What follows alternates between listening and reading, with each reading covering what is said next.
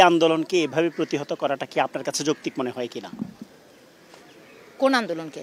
শিক্ষার্থীদের দাবি যেটা দমন পীড়ন, এটা তো আপনি আপনি কালকে যে সাইদ যে ছেলেটা ছিল, যে ছবিটা, রংপুরের ছেলেটা, ও নিরস্ত্র একটা ছেলে। আপনি স্টুডেন্টদের উপরে গুলি চালাতে পারেন? আপনি ছাত্রদের উপরে, নিরস্ত্র ছাত্রদের উপরে কোনো অবস্থাতে আপনি গুলি চালাতে পারেন? এটার জবাব প্রশাসনকে দিতে হবে। বাংলাদেশের মানুষ এটা জানতে চায় যে আমরা একটা প্রাণের কথা বলবো, একটা দাবি তুলবো, আপনার সেটা পছন্দ না হতে পারে, আপনি বাহাস করেন আমার সাথে, আপনি আমাকে কথা বলতে দিবেন না, আমি কথা বলবো, আপনি গুলি করে মারবেন। ও একটা মায়ের বাচ্চা, ও একটা বোনের ভাই, আপনি ওকে মেরে ফেলছেন, এটা একটা কথা হলো? এটা কিছু হলো?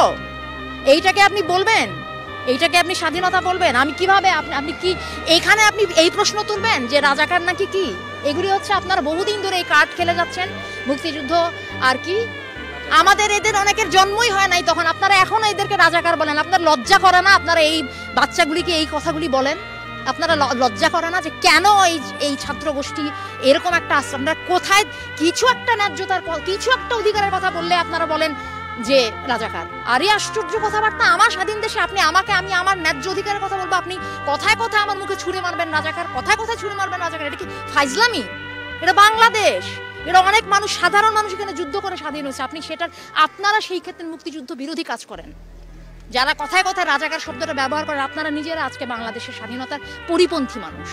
আপনারা চর্চা করেন, শিখে আসেন, এই বাচ্চাদের কাছে শিখে আসেন স্বাধীনতা যুদ্ধ কাকে বলে। ওরা করছে সংগ্রাম, ওরা রাস্তায়, এবং আপনারাও করেন আপনাদের জায়গায়, দোহাই লাগে, আপনারা আপনাদের কাজ করেন।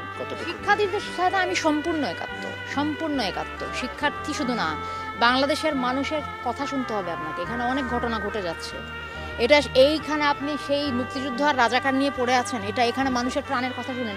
রিক্সাওয়ালারা কয়েকদিন আগে 400 টাকা হলো মরিচের কেজি, সেটা নিয়ে শুনেন। কুড়িগ্রামে বন্যা হচ্ছে, সেটা শুনেন।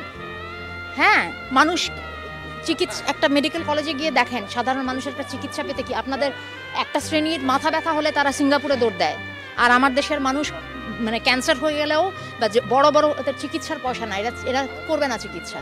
আপনি কি বলেন এটাকে? এটা কি স্বর্গরাজ্য? এটা কি সত্যি তাই এরকম? এটা বাংলাদেশ?